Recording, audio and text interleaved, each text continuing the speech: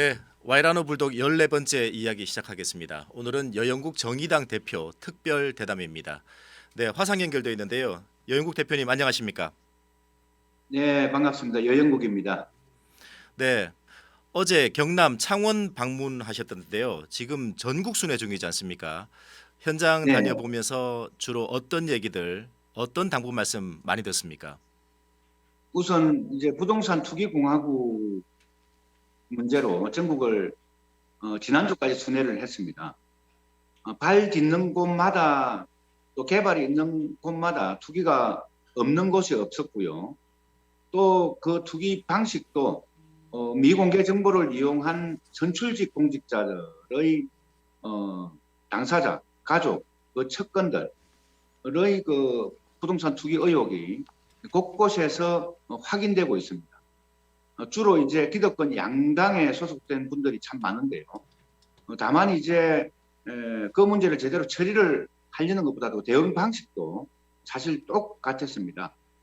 그래서 이분들이 과연 부동산 투기를 건절할 수 있겠는가 하는 이런 의구심이 크게 들었습니다. 왜냐하면 그분들이 바로 투기의 당사자이기 때문에 그랬습니다.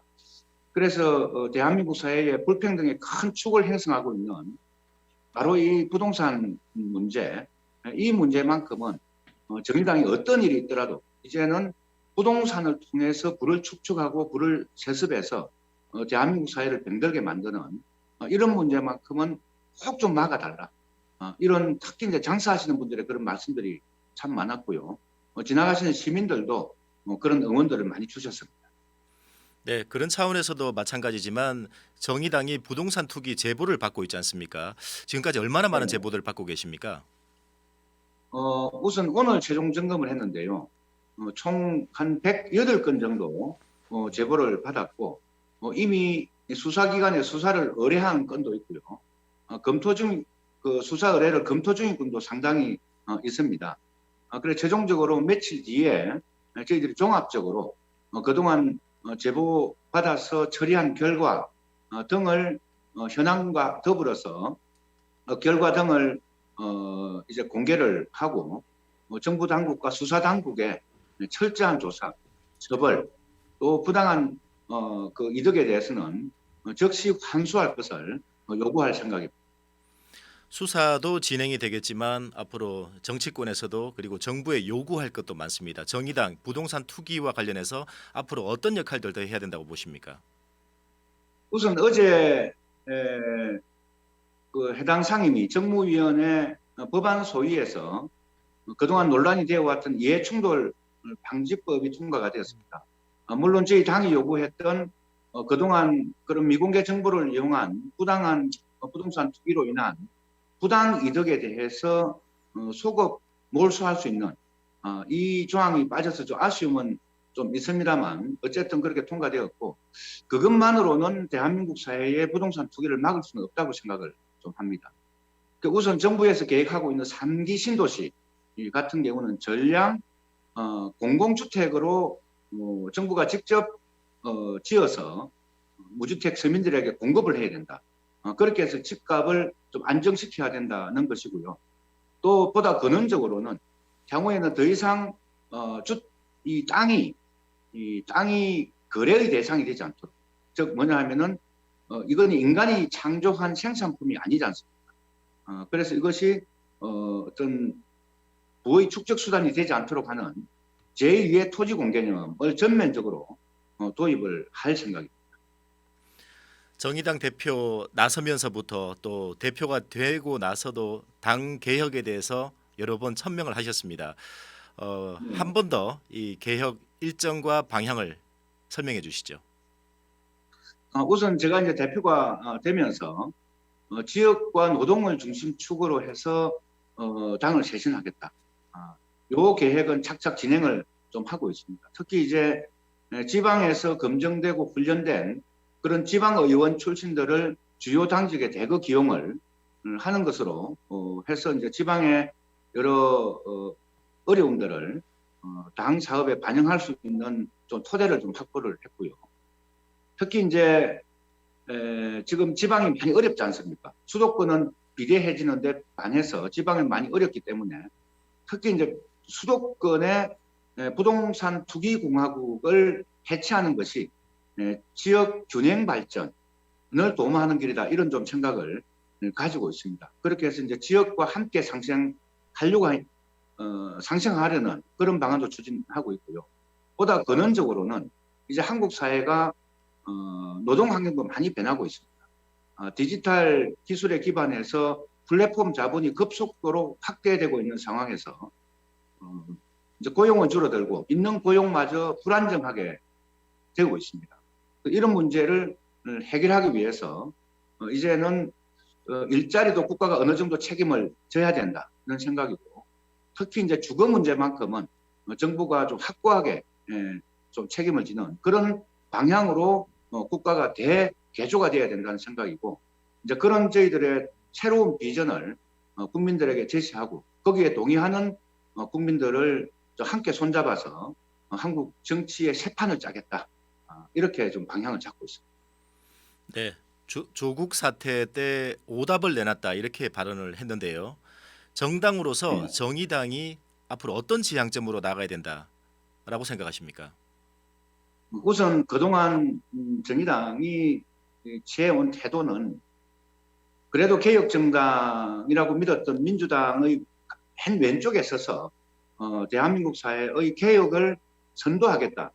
이런 입장을 취해왔습니다. 즉 이제 보수 진영의 이 구도 속에서 좀 더 확고한 진보의 입장을 가지고 한국 사회를 개혁을 주도하겠다 이런 입장이었는데, 이제 이러다 보니까 이 보수 진영 논리에 갇혀가지고 사실 정의당이 때로는 갈짓자 행보를 한 것 같아요. 그것이 상징적으로 나타난 것이 조국 사태 때 정의당의 태도였습니다.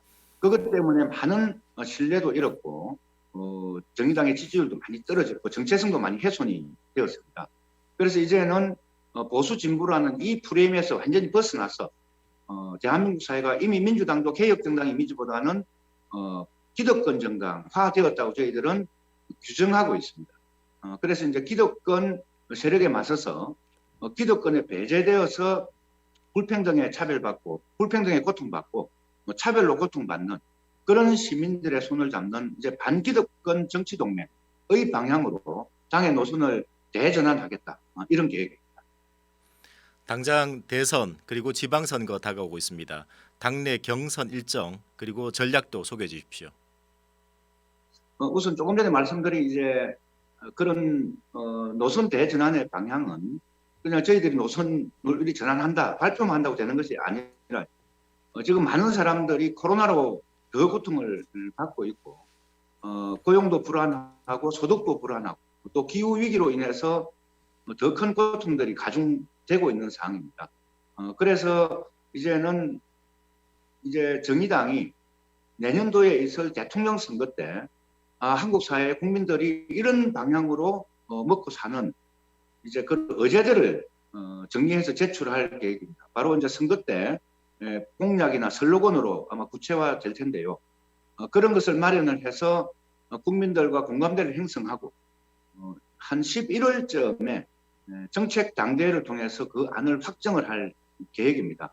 그리고 그때 정의당의 대선 후보도 함께 선출할 계획이고, 그 이전부터 지금 당장 이제 한 5월부터는 우리 고통받는 우리 이 서민들 삶의 곁으로 더 가까이 다가가서 정의당이 앞으로 가고자 하는 방향들을 더욱더 함께 공유하는 그런 프로그램으로서 우리 후보도 가시화시켜내고 정의당의 지지 기반도 다시 공고히 다지 그런 전략입니다.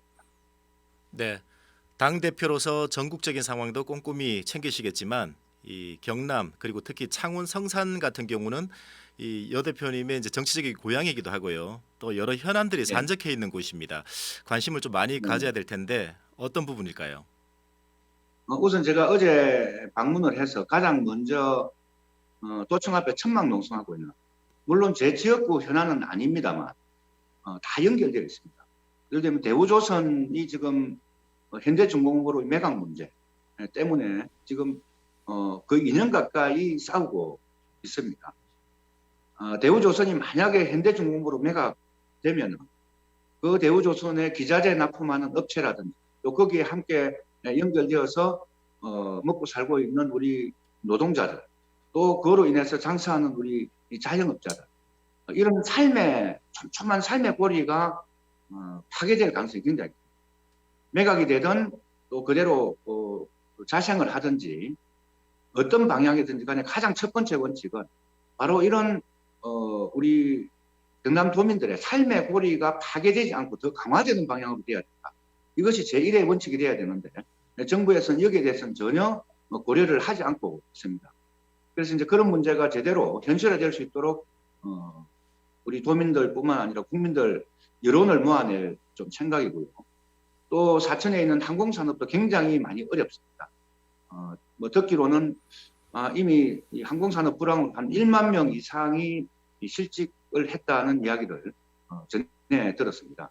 그래서 이런 문제가 일방적으로 우리 노동자들의 고통으로 다가오지 않고 정부와 또 지자체가 함께 책임질 수 있도록 정의당이 더욱더 노동자들의 생존권 입장에 서서 목소리를 높여서 우리 그분들의 삶에 더욱더 가까이 다가갈 생각입니다.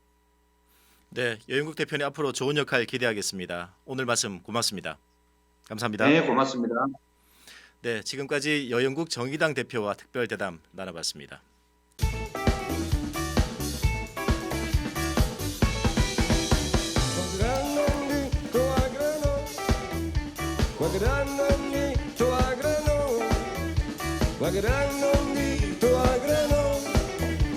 Guagrano